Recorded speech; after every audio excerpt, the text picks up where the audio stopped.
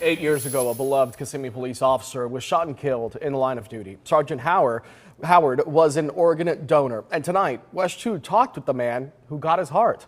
As West 2's Michelle Meredith reports, a simple Drew way. Hazlitt acts like your average 26-year-old, happy, hardworking, but there's nothing average about Drew.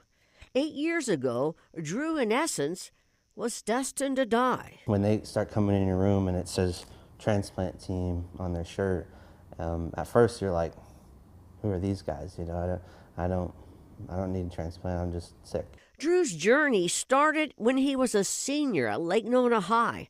For weeks, he didn't feel well, thought he just had a virus, and he did.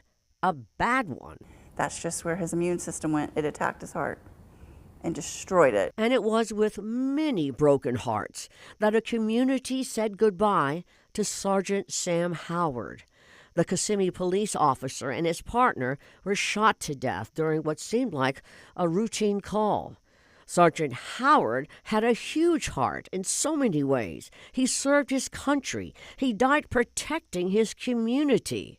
Drew got the heart of a hero. That's one of the things I struggle with, you know. Very loved person in the community, giving you something like a heart, like life. It's a lot. Drew's family knew Sergeant Howard's story. With great sadness, watched his funeral on TV, but only learned he was the donor a year later. That's when Sergeant Howard's mother heard her son's heart beat again. In the 8 years since his heart transplant, Drew was in his sister's wedding, learned how to golf, landed a job. But his biggest accomplishment is his foundation called Healing Drew's Heart. Drew donates supplies to families staying in hotels, simple things that make life easier while their loved one gets an organ transplant. He counsels potential recipients. It's Drew's small way of saying thank you. I'd hope it honors Sam, sorry. I want to live every day to honor Sam. Sorry.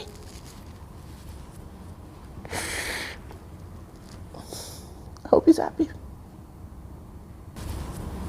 I hope he's proud of me.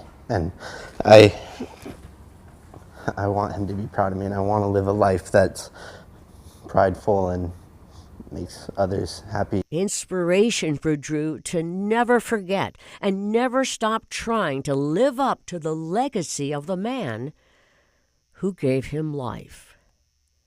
Michelle Meredith, West 2 News.